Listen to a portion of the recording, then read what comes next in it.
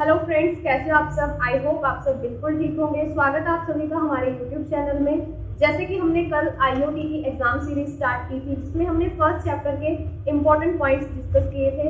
I hope आप सबको वो वीडियो पसंद आई होगी। आज हम फर्स्ट चैप्टर को कंप्लीट करेंगे। जितना भी उसका पोर्शन रहता है सारा का सारा आज हम इस वीडियो के अंदर उसको कवर करेंगे, जिसके अंदर रहेंगे हमारे सारे के सारे फर्स्ट चैप्टर के एमसीक्यूज। तो चलिए डिस्कस करते हैं। जैसे कि कल ये सारा हमने डिस्कस कर लिया था, जो भी ये इंपॉर्टेंट पॉइंट्स हैं। और अगर आप सभी ये नोट्स चाहते हो, अगर ये नोट्स आपको लेने हैं, तो इसके लिए आपको इस वीडियो के डिस्क्रिप्शन में हमारे व्हाट्सएप चैनल का लिंक मिल जाएगा। वहां से आप व्हाट्सएप चैनल को फॉलो करें और हमारे जो भी नोट्स हैं ओ लेवल से रिलेटेड आप वहां से उनको देख सकते हो। यानी कि जो ये आईओटी के आप नोट्स देख रहे हो, ये पूरी की पूरी कंप्लीट बुक के नोट्स हैं। अगर आप इन नोट्स को अच्छे से करते हो, पूरी अगर यही पीडीएफ अच्छे से कर लेते हो, तो मैं श्योरिटी देती हूँ कि आप आईओटी के एग्जाम को इजीली क्रैक कर लोगे।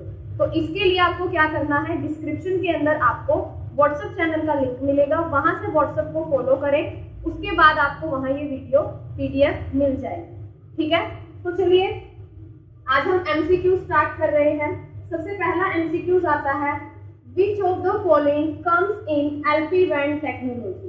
4 ऑप्शन दे रखे हैं, इनमें से आपको बताना है कि एलपी बैंड टेक्नोलॉजी में इनमें से कौन सी चीज आती है। एलपी बैंड क्या होता है? Low power wireless area network. Low power wireless area network के अंदर क्या आता है? लोरा। ये तीनों चीजें क्यों नहीं आती? क्योंकि ये तीनों के तीनों किसके ऊपर बेस्ड हैं? ये जनरेशंस के ऊपर बेस्ड हैं, जैसे 2G, 3G, 4G। इसीलिए एलपी बैंड टेक्नोलॉजी में आएगा लोरा। Which of the following protocol is a publish subscribe architecture? इनमें से ऐसा कौन सा प्रोटोकॉल है जो पब्लिश सब्सक्राइब आर्किटेक्चर पर बेस्ड है? वो है MQTT, most important protocol.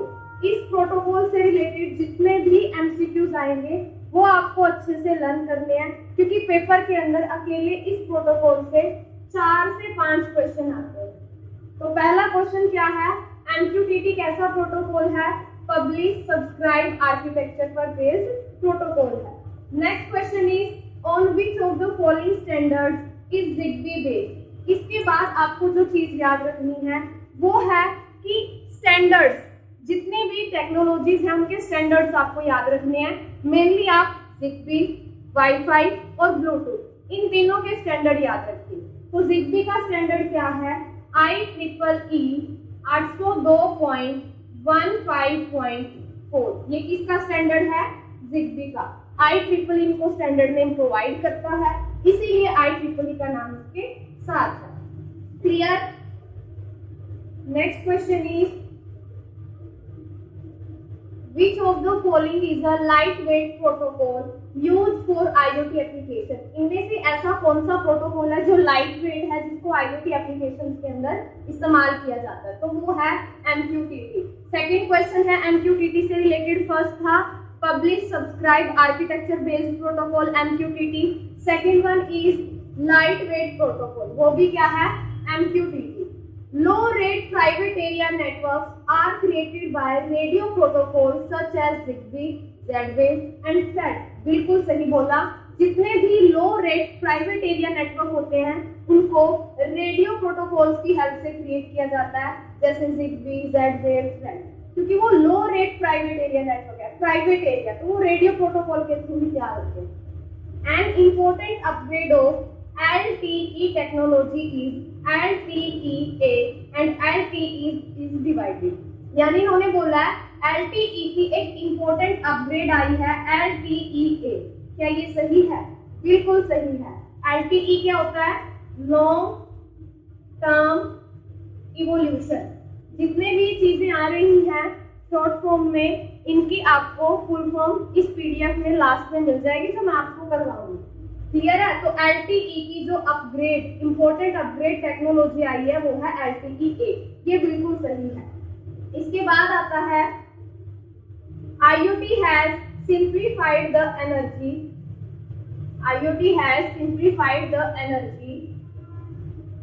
management and monitoring process while maintaining low cost and high level of accuracy। बिल्कुल सही बात बोली है उसने। उसने क्या बोला है कि आईओटी के अंदर क्या चीजें होती है, जो उसकी मैनेजमेंट प्रोसेस होती है, जो उसकी मॉनिटरिंग प्रोसेस होती है, उसमें को मेंटेन करने में कितनी कॉस्ट लगती है, लो कॉस्ट लगती है, और एक्यूरेसी कैसी रहती है उनकी, हाई लेवल ऑफ एक्यूरेसी रहती है। तो बिल्कुल सही है, तो क्या आएगा इसका true. Next one is the entire system of all transport elements like traffic control, parking, fuel consumption etcetera are applications of IoT.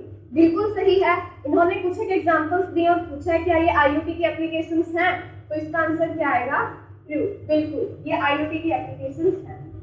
Next one is blue giga APX4 supports both BLE and wifi. Important question है कि जो blue giga है वो दोनों की दोनों BLE और wifi technology को सपोर्ट करता है, तो इसका क्या आएगा ट्रू। बिल्कुल सही। Next question is the use of the internet of things architecture in production is referred to as industrial internet of things. बिल्कुल सही बात है, इन्होंने बोला है आईओटी को जब प्रोडक्शन के अंदर इस्तेमाल किया जाए तो क्या उसको डबल आईओटी बोला जाता है, बिल्कुल बोला जाता है, तो इसका क्या आ जाएगा ट्रू आ जाएगा। क्लियर सभी को। आगे बढ़ते हैं क्वेश्चन नंबर 61। तो देखिए API enables portability of services between.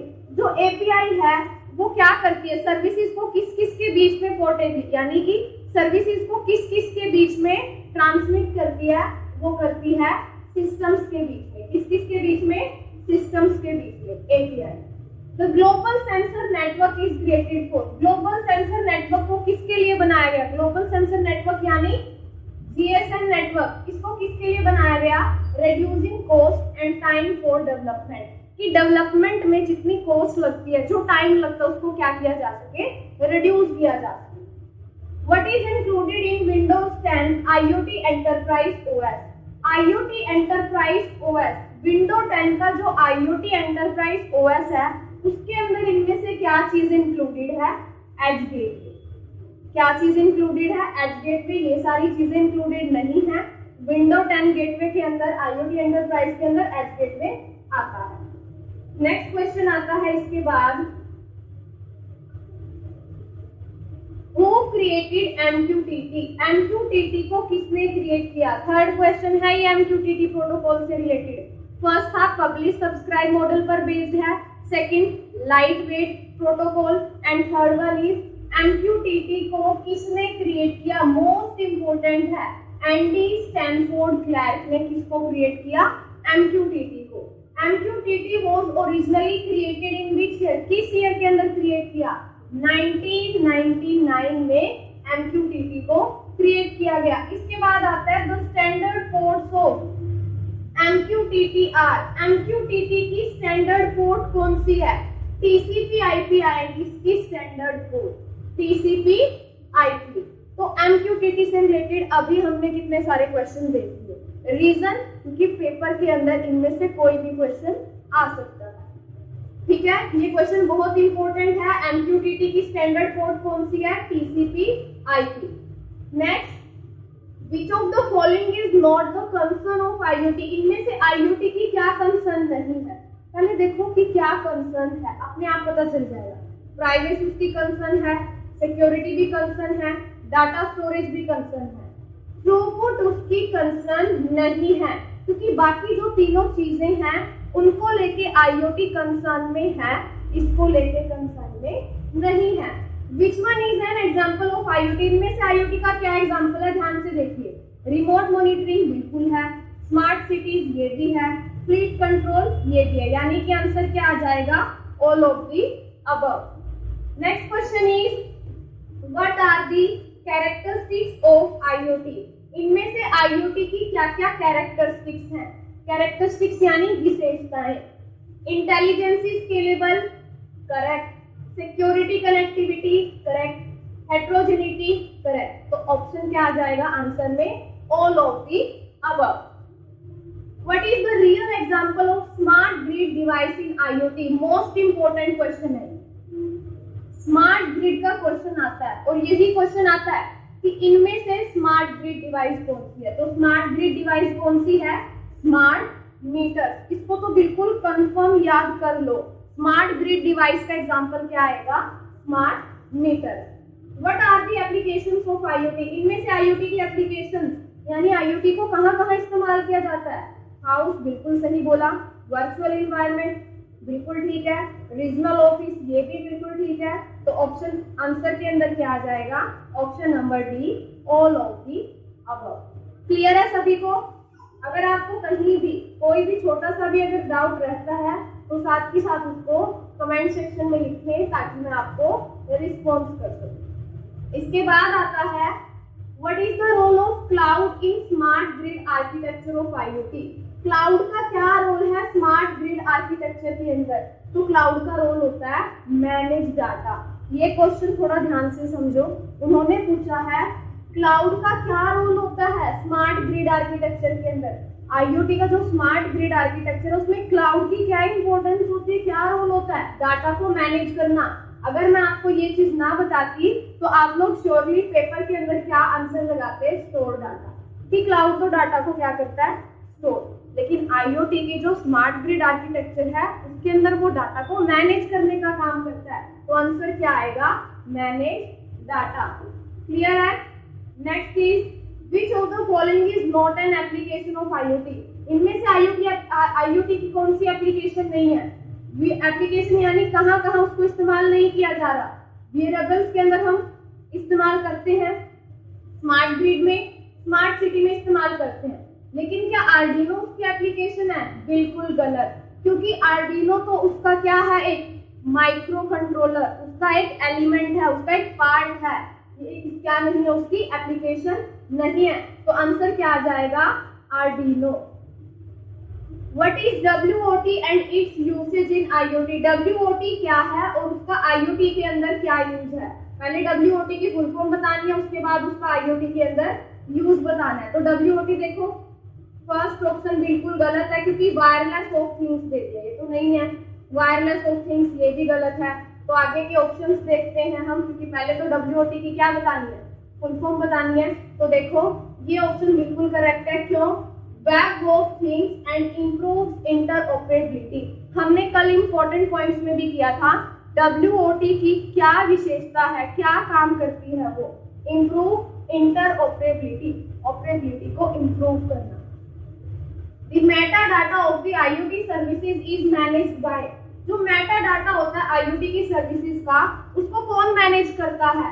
Scheduler. अब ये शेड्यूलर क्या होता है? फॉर एग्जाम्पल अगर मैं आप लोगों को बोलूं क्या चीज पॉपुलर आज के टाइम पे? Social media. अगर आप लोग इंस्टाग्राम का एग्जाम्पल लो, इंस्टाग्राम के ऊपर कोई पोस्ट डालना चाहते हो रात के 12 बजे, लेकिन आप उतना वेट नहीं कर सकते कि आप इतने टाइम तक वेट नहीं कर सकते, आपको नींद आ रही है, तो आप क्या करोगे?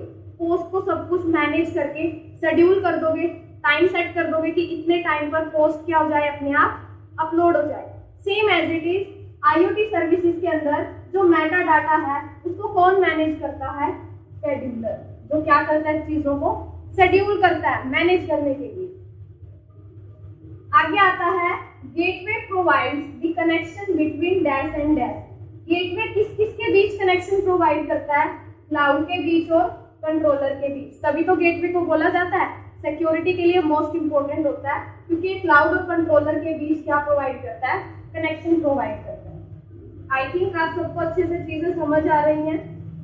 आगे बढ़ते हैं नेक्स्ट क्वेश्चन की तरफ। Which feature defines IoT? कौन सा फीचर इनमें से IoT को डिफाइन करता है? लोकल नेटवर्क नहीं है IoT। नॉन चेंजिंग कंडीशन बिल्कुल गलत। सेल्फ कॉन्फ़िगरिंग ये भी गलत है। तो राइट ऑप्शन क्या आएगा? Non interoperable protocol. कि IoT को कौन डिफाइन कर रहा है यहाँ से? Non interoperable protocol. ये एक ऐसा प्रोटोकॉल है जो नॉन इंटरऑपरेबल है। क्लियर है? IoT data scalability include. Data scalability में क्या चीज आती है? Data storage. ये क्वेश्चन हमने कल भी किया था। IoT डाटा स्केलेबिलिटी किसका ध्यान रखती है? डाटा स्टोरेज का। नेक्स्ट क्वेश्चन आता है which of the following statement is false about the IoT components? इनमें से कौन सी स्टेटमेंट IoT कंपोनेंट्स को लेकर फॉल्स है, गलत है? A light sensor is an photoresistor is an analog sensor, ये बिल्कुल ठीक है। Microphone is a digital sensor, ये बिल्कुल गलत है। क्या माइक्रोफोन जो है वो डिजिटल सेंसर है? बिल्कुल गलत, क्योंकि जो माइक्रोफोन है उसके अंदर डिजिटल वे में थोड़ी ना डाटा जाता है, माइक्रोफोन के अंदर एनालॉग में, क्योंकि उसके अंदर हम बोलते हैं, वो डिजिट्स में थोड़ी ना जा रहा है, वो एनालॉग फॉर्मेट में जा रहा है। तो ये क्या आ जाएगा इसका करेक्ट आंसर कि आईओटी कंपोनेंट्स, कौन सी स्टेटमेंट आईओटी को लेकर गलत है, कंपोनेंट्स को लेकर, सेकंड वन। क्योंकि आगे देखिए पुश बटन डिजिटल सेंसर बिल्कुल ठीक है, कीबोर्ड भी डिजिटल सेंसर बिल्कुल ठीक है, यही ऑप्शन गलत है। Which of the following allows to monitor the application? इनमें से कौन सा ऐसा ऑप्शन है जो क्या करता है, एप्लीकेशन को मॉनिटर करने के लिए आपको अलाउ करता है, वो है एंड पॉइंट। ये तो बिल्कुल ही इजी क्वेश्चन है कि एप्लीकेशन को मॉनिटर करने के लिए कौन अलाउ करता है, एंड पॉइंट। क्लियर है। नेक्स्ट क्वेश्चन आता है, Which of the following is not involved in working of IoT? इनमें से कौन सा IoT की वर्किंग में इन्वॉल्व नहीं है?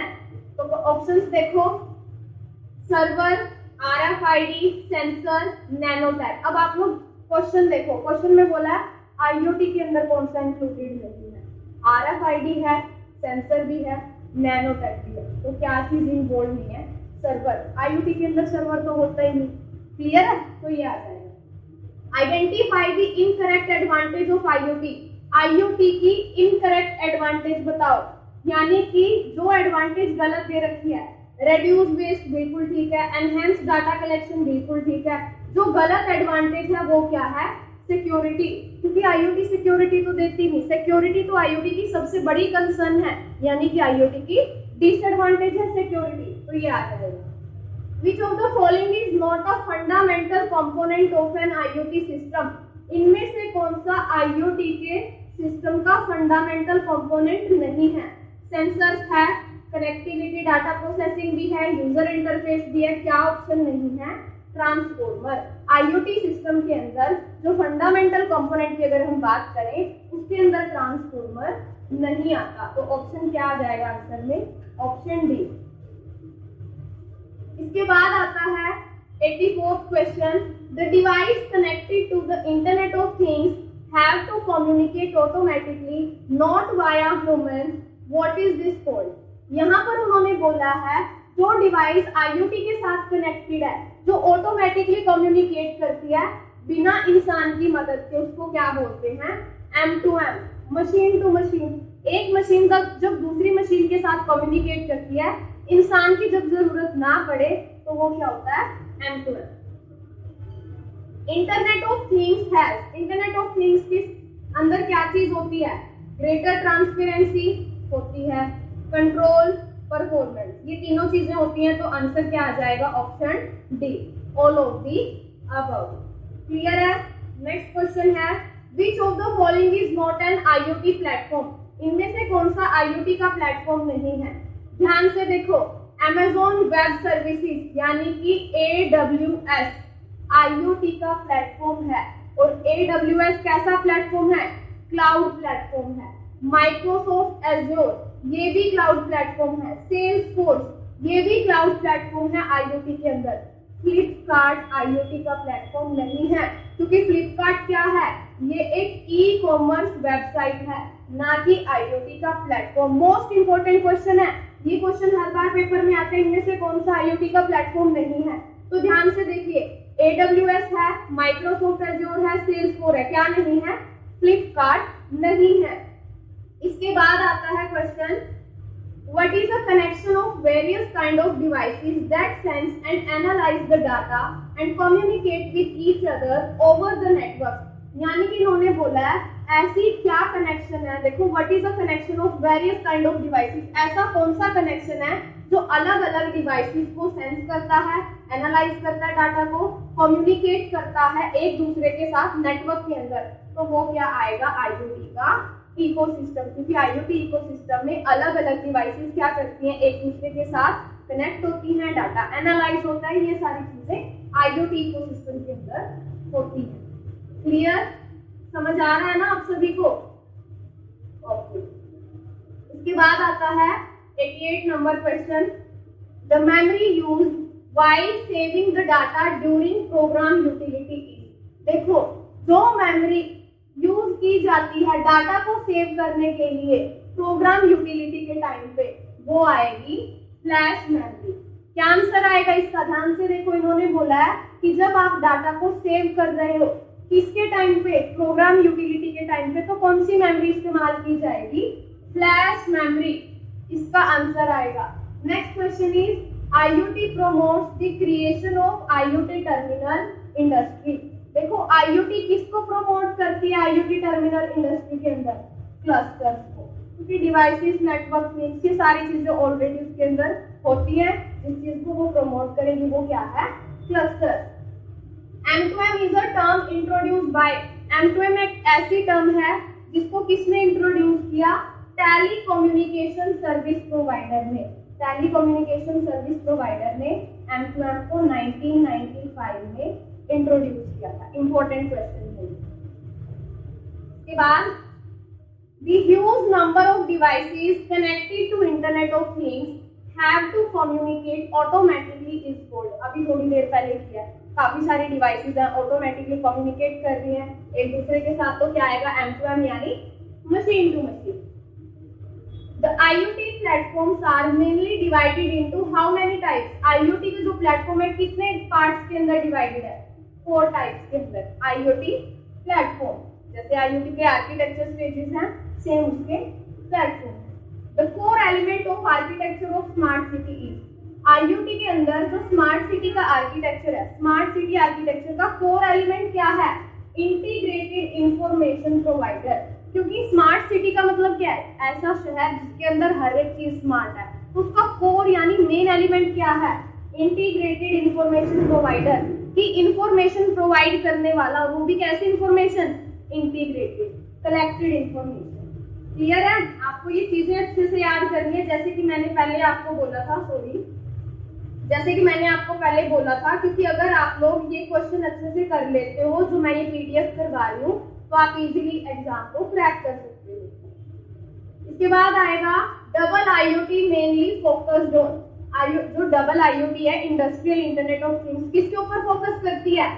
Efficiency, safety, security of operation and individuals. क्योंकि वो एक प्रोडक्शन कंपनी है जहां पर IoT को यूज किया जा रहा है, तो वही किस का ध्यान रखेगी? Efficiency, safety, security of operation and individuals. Next question is The prototype hardware used for IoT architecture is, ऐसा कौन सा हार्डवेयर है जो IoT आर्किटेक्चर के लिए यूज किया जाता है? रास्पबेरी पाई भी IoT आर्किटेक्चर में यूज होता है, आर्डिनो यूनो भी उसके आर्किटेक्चर के अंदर यूज होता है, क्यूबी बोर्ड भी उसके अंदर इस्तेमाल होता है। तो ऑप्शन क्या आ जाएगा? ऑल ऑफ दी अबव, इसका आंसर आ जाएगा। क्योंकि उन्होंने पूछा है हार्डवेयर IoT आर्किटेक्चर के अंदर इनमें से कौन सा हार्डवेयर यूज होता है? Raspberry Pi, Arduino Uno, Cubieboard. तो आंसर क्या आ जाएगा? All of the above. इसके बाद आता है remote enables entities that utilize IoT devices to connect and control them using a dashboard.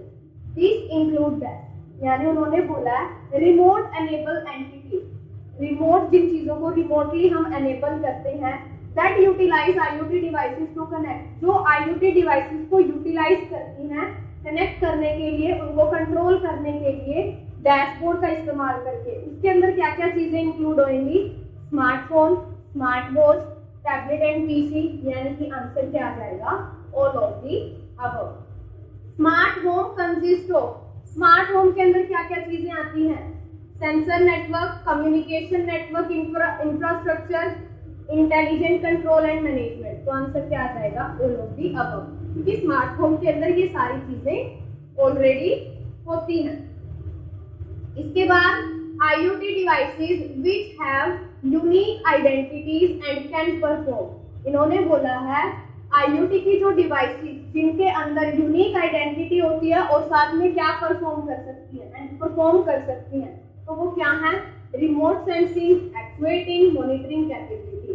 IoT की डिवाइसेस क्या कर सकती हैं कि वो उनकी यूनिक आइडेंटिटी होती है और वो क्या क्या परफॉर्म कर सकती हैं? वो रिमोट सेंसिंग कर सकती हैं, एक्चुएटिंग कर सकती हैं, मॉनिटरिंग की भी कैपेबिलिटी उनके अंदर होती है। तो आंसर क्या आ जाएगा? All of the above.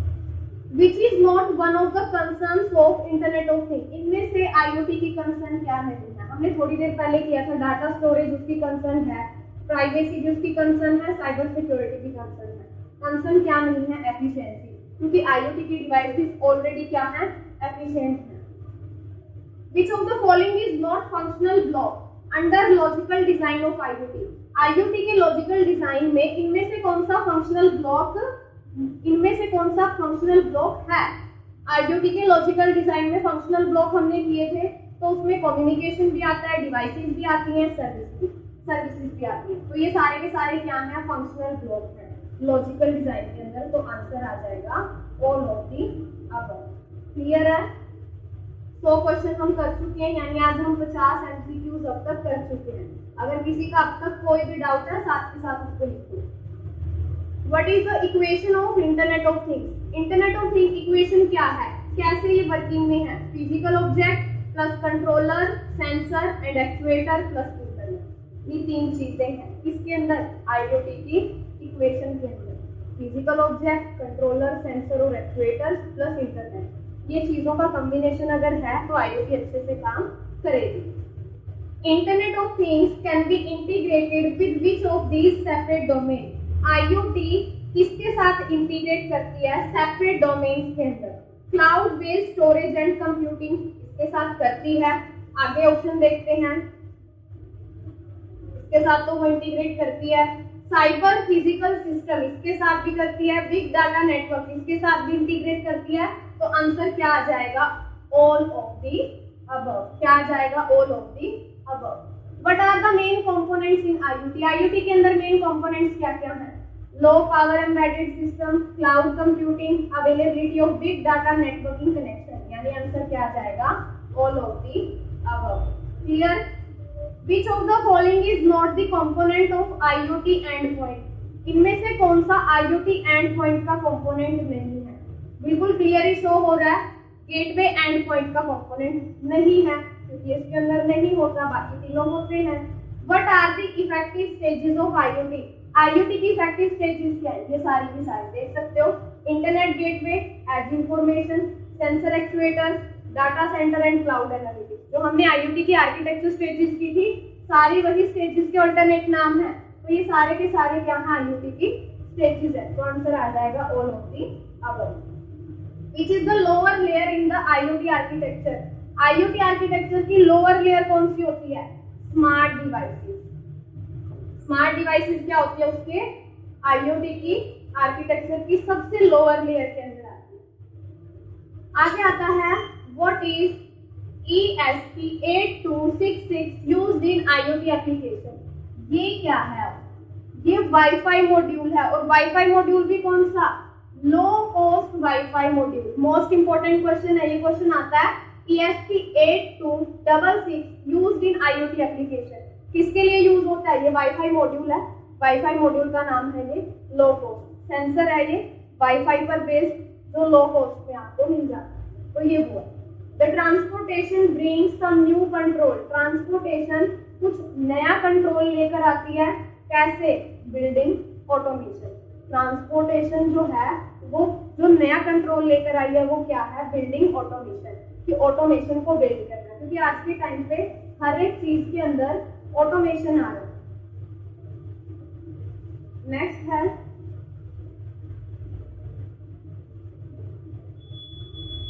Which of the following cannot be considered an IoT device? इनमें से कौन सी IoT की डिवाइस नहीं है? स्मार्ट वॉच है, लैपटॉप, एंड्रॉइड फोन, ये सारे IoT की डिवाइस हैं, बट क्या नहीं है?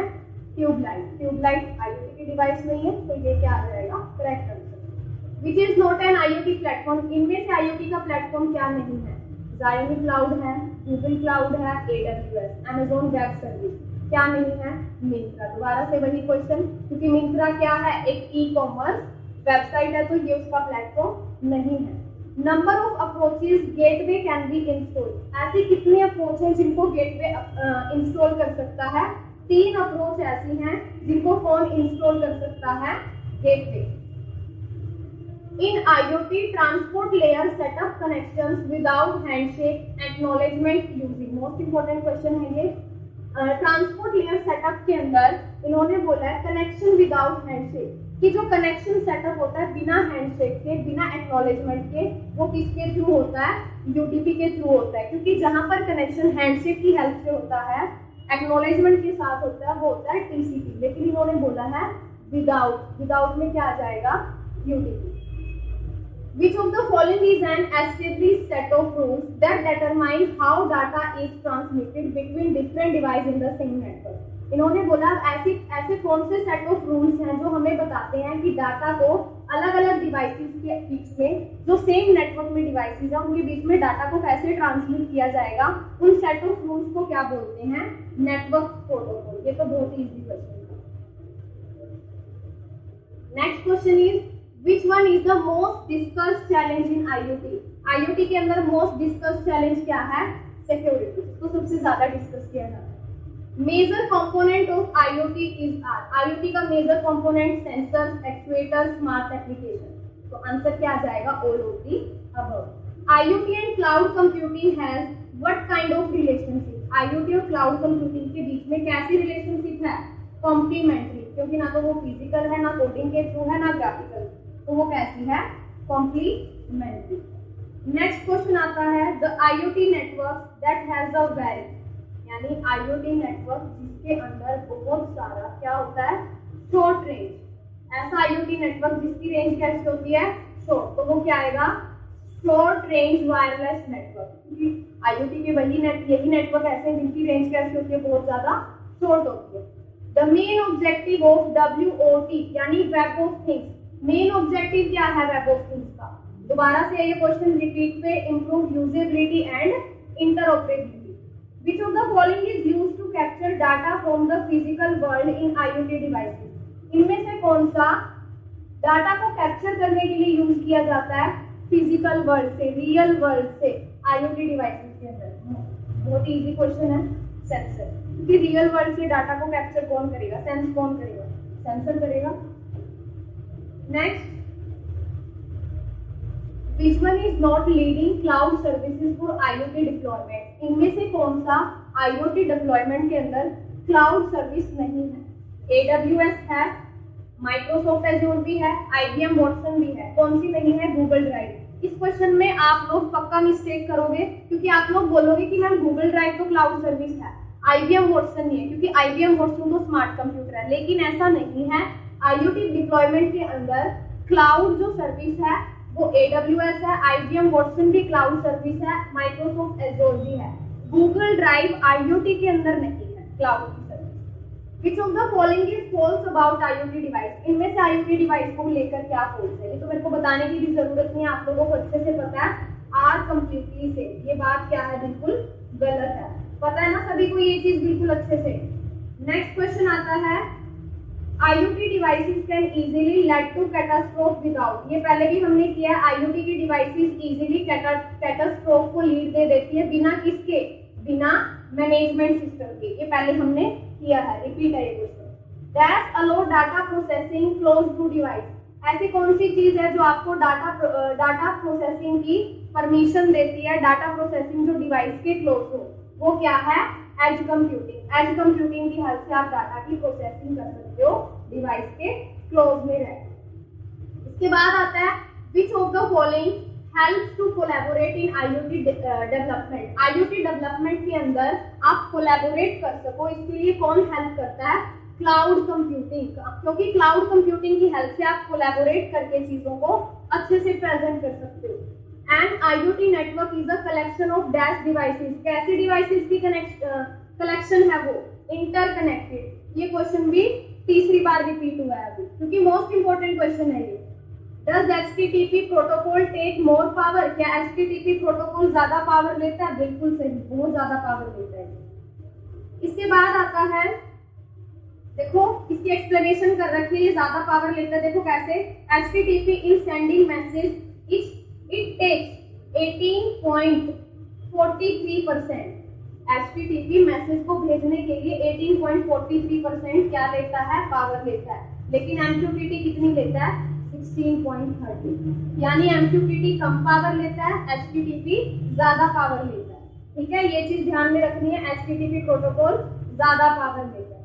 क्लियर है? हाउ मैनी मैसेजेस विल, यहाँ पर HTTP आएगा, क्यों नहीं आएगा। How many messages will HTTP will send in 1024, यानी 1024 में से HTTP कितने मैसेज भेजता है। ये कम रिलायबल होता है, लेस रिलायबल होता है, तो ये सिर्फ और सिर्फ 240 मैसेज भेजता है जो HTTP होता है 240। इसकी पूरी एक्सप्लेनेशन दे रखी है।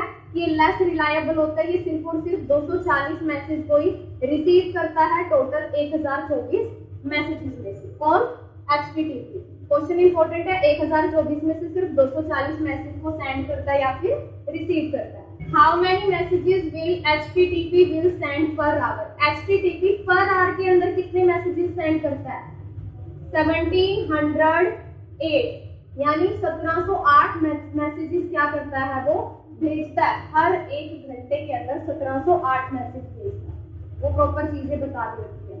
MQTT कितने मैसेजेस भेजता है? 1,60,278 मैसेजेस भेजता है पर आवर के। अब यहीं से अंदाजा लगा लो, HTTP की जो पावर है वो ज्यादा है, लेकिन MQTT की पावर कम है। HTTP मैसेज भेजता है कम, लेकिन MQTT मैसेज भेजता है ज्यादा। मैसेज भेजने की रेशो इसकी ज्यादा है HTTP के कंपैरिजन में। What is HTTP port number? Most important question है ये तो, बेसिक कंप्यूटर के लिए भी, M1 के लिए भी मोस्ट इंपोर्टेंट क्वेश्चन है। HTTP का पोर्ट नंबर क्या है? HTTP का पोर्ट नंबर है 80, क्योंकि HTTP पोर्ट नंबर 80 पे काम करती है, ठीक है। और HTTPS 443। फोक इज स्पेशलाइज्ड इन। फोक किसके अंदर स्पेशलाइज्ड है? इंटरनेट एप्लीकेशंस के अंदर। फोक यानी कॉन्स्ट्रेंट एप्लीकेशन प्रोटोकॉल, आगे सारी फुल फॉर्म आएंगी। तो ये किसके अंदर स्पेशलाइज्ड है? इंटरनेट एप्लीकेशन के अंदर ये स्पेशलाइज्ड है। इसके बाद आता है COAP is designed for use between devices on the same constraint network। बिल्कुल सही कहा, क्योंकि COAP क्या करता है? सेम नेटवर्क के अंदर करता है, तो बिल्कुल true. Which layer is COAP? COAP कौन सी लेयर के अंदर आता है? एप्लीकेशन लेयर के अंदर। मोस्ट इंपोर्टेंट है, COAP किस लेयर में आता है? एप्लीकेशन लेयर के अंदर। The core of the protocol is specified in। जो प्रोटोकॉल का कोर है उसको किसके अंदर स्पेसिफाई किया गया है? RFC 7252 के अंदर इसको स्पेसिफाई किया गया है। Do COAP has memory? क्या COAP के अंदर मेमोरी होती है? बिल्कुल सही, यानी आंसर क्या आ जाएगा? ट्रू, इसके अंदर मेमोरी होती है। COAP does not provide any security। बिल्कुल सही, ये सिक्योरिटी प्रोवाइड नहीं करता, इसके अंदर सिक्योरिटी का खतरा होता है। XMPP is used for streaming which type of element? XMPP streaming के लिए किस एलिमेंट का इस्तेमाल करता है? XML एलिमेंट का ये इस्तेमाल करती है।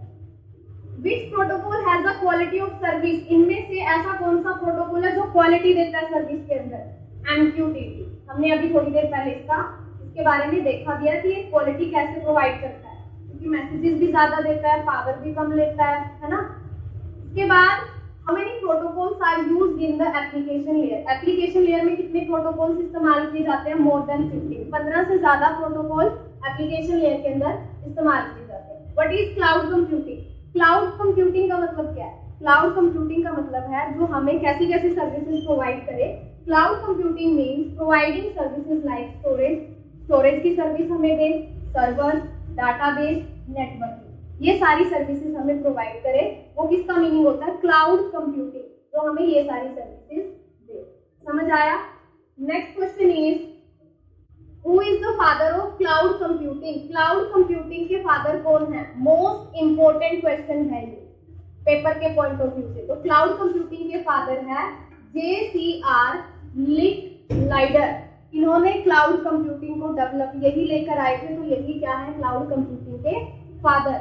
Which of the following is a type of cloud computing services? इनमें से क्लाउड कंप्यूटिंग सर्विस का टाइप क्या है?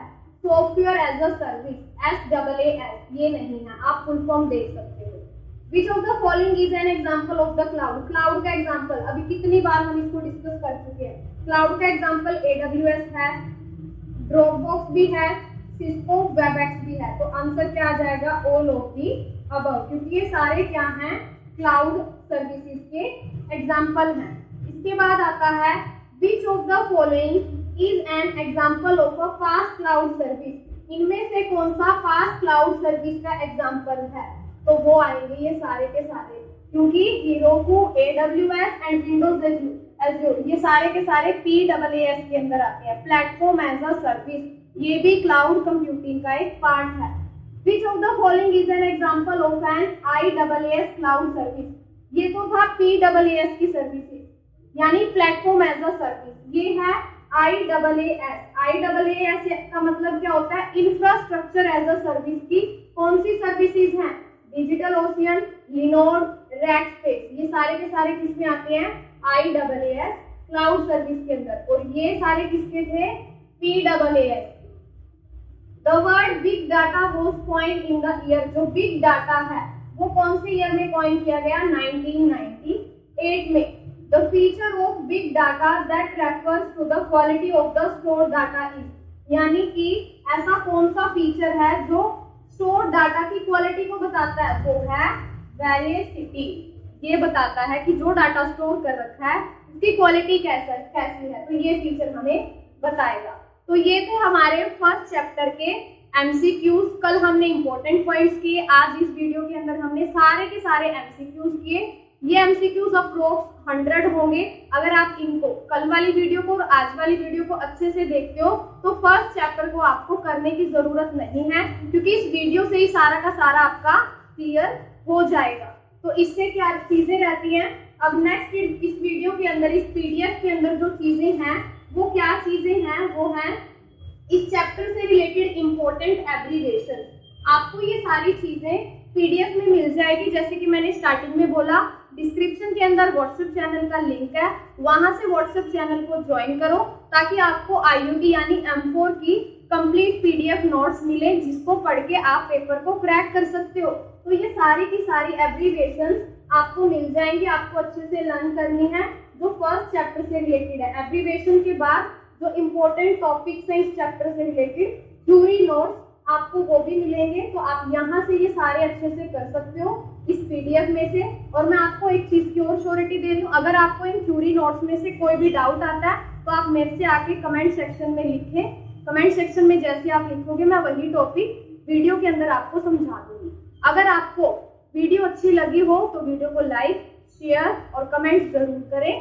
मिलते हैं हम अपनी नेक्स्ट वीडियो के अंदर, तब तक के लिए ऑल द वेरी बेस्ट।